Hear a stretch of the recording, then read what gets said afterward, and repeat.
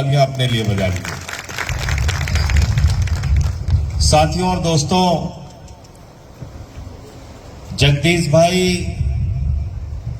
आपके क्षेत्र से चुनाव लड़ रहे हैं क्योंकि कांग्रेस पार्टी के कैंडिडेट जो यहां से जीते थे वो बीजेपी में शामिल हो गए, निधन हो गया और ये सीट खाली हो गई। हमारे यहां एक सीट खाली हुई, 2 सीटों पे बाय इलेक्शन हो रहा है। और जब मैं यहां पे आया तो मुझे बताया गया कि जो कैंडिडेट्स बीजेपी और कांग्रेस के हैं उनके मुकाबले जो हमारे प्रत्याशी हैं उनके पास उतना रुपया पैसा, जमीन जायदाद, बड़े घर, बड़ी गाड़ियां, ऐसा कुछ नहीं है। तो मैंने कहा जिसके साथ कोई नहीं होता उसके साथ लोकतंत्र में जनता का आशीर्वाद होता है, जिसकी बदौलत वो जीतता है। और अगर आप आम आदमी पार्टी का इतिहास देखेंगे, जब हमने 2012 में ये पार्टी बनाई और 13 का चुनाव दिल्ली में लड़ रहे थे, टोपी पहन के हम कहीं वोट मांगने जाते थे तो लोग हमारे ऊपर हंसते थे साथियों, कहते थे तो 4 आदमी पार्टी है, इनकी तो जमानत जब्त हो जाएगी, इनका पता नहीं लगेगा कहां चलेगा ये। लेकिन पहले ही चुनाव में 2013 के अंदर 28 सीटें दिल्ली की जनता ने दिया और आम आदमी पार्टी की सरकार में, और मात्र 49 दिन की सरकार में हमने बिजली फ्री किया, पानी फ्री किया, शिक्षा फ्री किया, इलाज फ्री किया। लोकपाल पास नहीं हुआ तो मुख्यमंत्री केजरीवाल जी ने इस्तीफा दे दिया, बोले हम जनता के बीच में दोबारा चुन के आएंगे। और 2015 के चुनाव में जब हम चुनाव लड़ रहे थे तो लोग आम आदमी पार्टी का मरसिया पढ़ रहे थे, कह रहे थे पार्टी खत्म हो गई, इसका अस्तित्व मिट गया, अब तो इसका पता कहीं चलेगा नहीं। और उस समय भारत के प्रधानमंत्री आदरणीय नरेंद्र मोदी जी प्रचंड बहुमत के साथ जीत के प्रधानमंत्री बने थे। कई राज्यों में उनकी सरकार थी। पूरी की पूरी भारतीय जनता पार्टी दिल्ली में अपनी ताकत झोंक रही थी। एक तरफ आम आदमी था, दूसरी तरफ बीजेपी की ताकतवर सत्ता थी। लेकिन भारतीय जनता पार्टी को दिल्ली की जनता ने स्कूटर पार्टी बना दिया, 3 सीटें दिया और आम आदमी पार्टी को 67 सीटें। और कौन से लोग जीत के आए थे? राखी बिरलान, प्रकाश, अखिलेश पति त्रिपाठी, संजीव झा, अजय दत्त, ऐसे सामान्य परिवारों के लड़के विधायक बने, मंत्री बने दिल्ली के अंदर, जिनके बारे में कभी कोई सपने में नहीं सोच सकता था कि ये पार्षद भी बन सकते हैं। दिल्ली की जनता ने उनको विधायक बनाया, सांसद बनाया, मंत्री बनाया, मुख्यमंत्री बनाया। ये काम आपने किया, आपके वोट में वो सबसे बड़ी ताकत है। और 67 सीटें आई आम आदमी पार्टी की। फिर हमने बिजली फ्री किया, पानी फ्री किया, शिक्षा फ्री किया, इलाज फ्री किया, माताओं बहनों के लिए बस की यात्रा फ्री किया। बीजेपी वालों ने कहा ये तो सब कुछ फ्री कर रहे हैं, कांग्रेस वालों ने कहा ये तो सब फ्री कर दे रहे हैं, खजाना लुट जाएगा, बर्बाद हो जाएगा। अरविंद केजरीवाल ने ऐसी सरकार चलाकर दिखाई मेरे मित्रों कि सब कुछ जनता को फ्री देने के बावजूद मुनाफे का बजट दिल्ली में दिया। ये काम दिल्ली के अंदर दिल्ली की सरकार ने करके दिखाया। इसका मतलब सरकार के खजाने में पैसे की कमी नहीं होती, नेता की नीयत में कमी होती है। सरकार के खजाने में पैसे की कमी नहीं होती। और 2020 के अंदर फिर जब हम चुनाव में गए तो दिल्ली की जनता ने 62 सीटें दिया।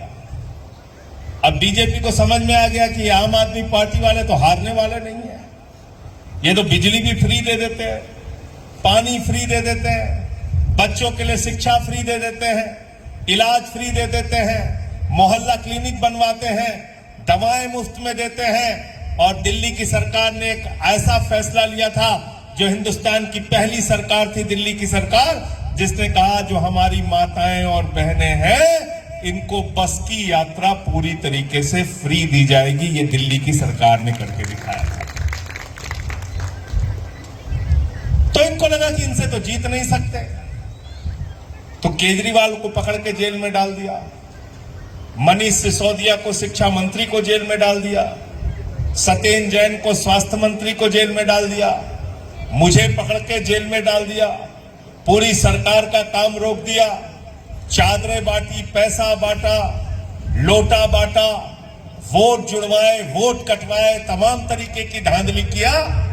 और इस बार दिल्ली में बावजूद इसके 43% वोट आम आदमी पार्टी को मिला, 45% वोट 2% वोट के आगे होके भारतीय जनता पार्टी ने वहां गलती से सत्ता तो बना ली, लेकिन 4 महीने के अंदर दिल्ली में ऐसी हालत कर दी है, हर आदमी कह रहा है आम आदमी पार्टी चाहिए, आम आदमी पार्टी चाहिए, केजरीवाल चाहिए। क्यों याद कर रहे हैं लोग? क्योंकि आज 4 महीने के अंदर मेरे भाइयों, भारतीय जनता पार्टी ने स्कूलों की फीस 80% बढ़ा दी। 4 महीने के अंदर दिल्ली के अंदर जो हमारे बुजुर्ग पार्कों में घूमने के लिए जाते थे, वहां पे उसका किराया 50 रुपए कर दिया। 4 महीने के अंदर दिल्ली के बस के अंदर अब आइडेंटिटी कार्ड मांगे जाते हैं, बगैर उसके आप बसों में फ्री नहीं चल सकते। 4 महीने के अंदर गरीब की झोपड़ी को उजाड़ने का काम किया, उसके मकान को गिराने का काम किया, उसके दुकान को गिराने का काम किया। गरीब के मकान और दुकान पर बुलडोजर चलाने का काम भारतीय जनता पार्टी ने किया। यही काम ये गुजरात में करते हैं, यही काम उत्तर प्रदेश में करते हैं, यही काम बिहार में करते हैं। जो गरीब के ऊपर बुलडोजर चलाते हैं, उनकी राजनीति पर बुलडोजर आपको चलाना है अपने वोट की ताकत से। और ये वोट की ताकत किसने दिया आपको? ये वोट की ताकत दिया बाबा साहब डॉक्टर भीमराव अंबेडकर जी के संविधान ने। और इसलिए मैं बार बार कहता हूं कि ये देश, इस देश की व्यवस्था, इस देश का लोकतंत्र अगर चलेगा तो बाबा साहब के संविधान से चलेगा, किसी मोदी, योगी और भारतीय जनता पार्टी के फरमान से नहीं चलेगा, किसी के फरमान से नहीं चलेगा, ये बाबा साहब के संविधान से चलेगा। लेकिन हर समय भारत के संविधान को कुचलने का प्रयास किया जा रहा है, उसको कमजोर करने का प्रयास किया जा रहा है, आपके अधिकारों को छीनने का प्रयास किया जा रहा है। कभी आरक्षण व्यवस्था को खत्म करने के नाम पे, कभी दलितों का, पिछड़ों का उत्पीड़न करने के नाम पे, कहीं भेदभाव की राजनीति करके, कहीं मंदिरों में प्रवेश को रोककर, कहीं आपके सम्मान को चोट पहुंचाकर, हर जगह समाज के वंचित लोगों को पीड़ित करने का काम भारतीय जनता पार्टी कर रही है। इसलिए मैं आपसे हाथ जोड़कर विनती करने के लिए आया हूं, इकट्ठा हो जाओ, एक हो जाओ और बाबा साहब का संविधान लेकर हाथों में और भारतीय जनता पार्टी को सबक सिखाने का काम आपको करना है। और ये काम क्यों करना है? क्योंकि जिस लिए सरकारें बनती हैं, उसमें पहली शर्त, जो सपना था बाबा साहब डॉक्टर भीमराव अंबेडकर जी का, और उन्होंने कहा था शिक्षा शेरनी का वो दूध है जो जितना पिएगा उतना दहाड़ेगा। आज शिक्षा की व्यवस्था को खत्म किया जा रहा है, गांव के स्कूलों को बंद किया जा रहा है, सरकारी स्कूलों की शिक्षा समाप्त की जा रही है। अभी एक आंकड़ा आया पूरे हिंदुस्तान के अंदर 11 लाख बच्चों ने, मेरे भाइयों, सरकारी स्कूल की शिक्षा 5वीं तक की छोड़ दी। 11.5 लाख बच्चों ने सरकारी स्कूल की शिक्षा छोड़ दी। सरकारी स्कूलों की बदहाली की गुजरात में यह हालत है। जब आम आदमी पार्टी पिछला चुनाव लड़ रही थी, राजेश जी आप आए थे ना प्रचार करने, क्या हुआ था जगदीश भाई? हमने कहा हम अच्छे स्कूल बनवाएंगे, अच्छे स्कूल बनवाएंगे, अच्छे स्कूल बनवाएंगे।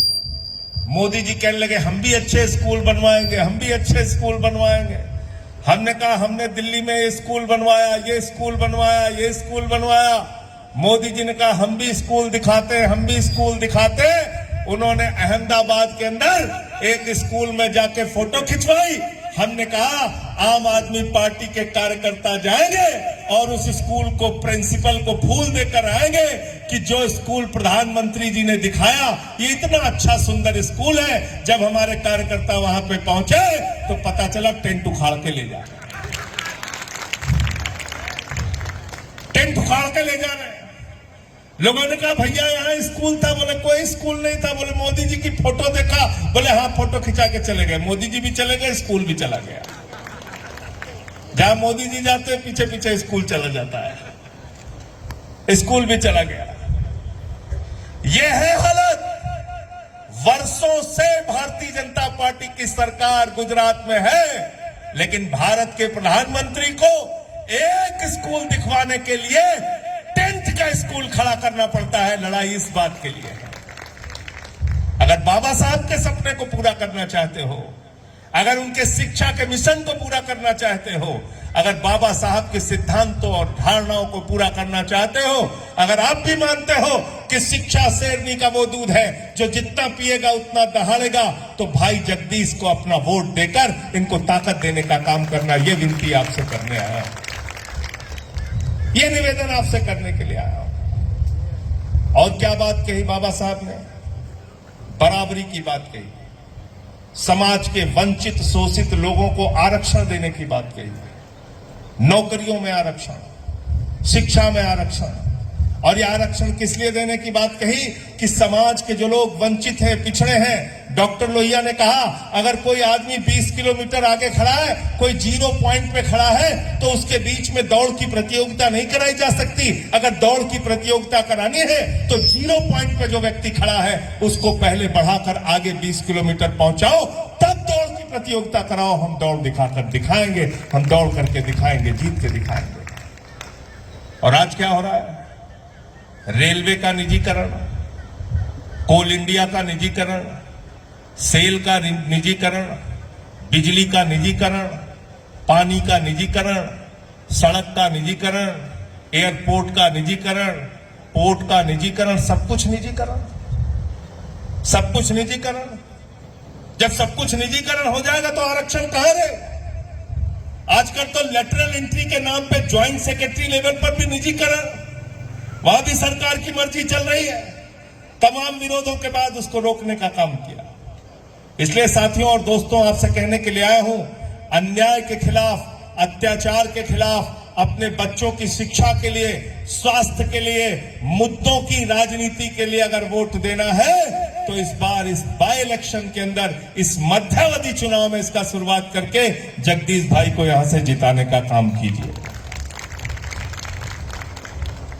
14% वोट मिला था हमें 2022 के चुनाव में। आम आदमी पार्टी को 14% वोट मिला था। 5 सीटें हमारी विधानसभा से जीत के आई हैं। ऐसे ही पंजाब में 17 में जब हम लोग लड़े तो 20 सीटें हमारी आई, और जब 22 के अंदर हम चुनाव लड़े तो उसी पंजाब में 92 सीटें आई, प्रचंड बहुमत के साथ सरकार बनी। तो इसलिए गुजरात में भी देरी नहीं है। देर है तो सिर्फ आपके इकट्ठा होने की, आपके एकजुट होने की। ये जाति धर्म की राजनीति से बाहर निकलकर जनता के मुद्दों की राजनीति पर हमें काम करना है। शिक्षा के सवाल पर वोट देना है, स्वास्थ्य के सवाल पर वोट देना है, बिजली के सवाल पर वोट देना है, पानी के सवाल पर वोट देना है। अरे ये देश तो गांधी का देश है, अंबेडकर का देश है, सरदार वल्लभ भाई पटेल का देश है। यहां पर मोदी और अमित शाह के फरमान से देश की व्यवस्था नहीं चलेगी, नहीं चलेगी। और जिस मुख्यमंत्री जी को बैठाया यहां पे, उनको तो जो निर्देश ऊपर से मिलता है वही काम करते हैं, अपना तो कुछ करते नहीं। जो उनको आदेश मिलता है वही काम करते हैं। तो इसलिए मजबूत लोगों को जिताइए जो आपकी आवाज उठा सकें, आपके लिए लड़ाई लड़ सकें। और हमारा ये नौजवान साथी जगदीश भाई, इसकी उम्र 70 साल नहीं है। कितनी उम्र है इसकी? नौजवान साथी है हमारा, इसको जिताकर भेजिए। ये लड़ेंगे आपके लिए, ये संघर्ष करेंगे आपके लिए। क्या निशान है इनका? निशान क्या है इनका? क्या निशान है? झाड़ू बहुत काम की चीज होती है। घर की सफाई करनी हो तो क्या चाहिए? मोहल्ले की सफाई करनी हो तो क्या चाहिए? गांव की सफाई करनी हो तो क्या चाहिए? शहर की सफाई करनी हो तो क्या चाहिए? गुजरात की सफाई करनी हो तो क्या चाहिए? देश की सफाई करनी हो तो क्या चाहिए? किसी के दिमाग पे भूत सवार हो गया है तो भूत उतारने के लिए देखा है नहीं देखा है? हमारे यहां जब गांव में किसी को भूत सवार हो जाता है, 4 लोग उसकी टांग पकड़ के उठा के लेके जाते हैं, ओझा उसको मार झाड़ू मार झाड़ू मार झाड़ू, उसका भूत उतार देते हैं। तो हमारा चुनाव निशान क्या है? तो सत्ता का भूत जिस भारतीय जनता पार्टी के ऊपर सवार है, उसका भूत उतारने का काम आपको अपनी झाड़ू से करना है। पहले नंबर पे इनका चुनाव निशान है और वोट देकर पहले नंबर पे इनको पहुंचा देना, इनको जिता देना। दूसरी बात है कांग्रेस पार्टी। कांग्रेस पार्टी ने वर्षों वर्षों तक राज किया, वर्षों वर्षों तक राज किया कांग्रेस पार्टी ने। और आपको हासिल क्या हुआ आप सोच सकते हैं। आज कांग्रेस पार्टी की देन है कि भारतीय जनता पार्टी देश की सत्ता में और गुजरात की सत्ता में बैठी है। इसलिए न बीजेपी, न कांग्रेस, न पंजा, न कमल इस बार चलेगी। जोर से बोलिए, क्या चलेगी? क्या चलेगी? बहुत बहुत शुक्रिया, बहुत बहुत धन्यवाद। इनकलाब जिंदाबाद, आम आदमी जिंदाबाद।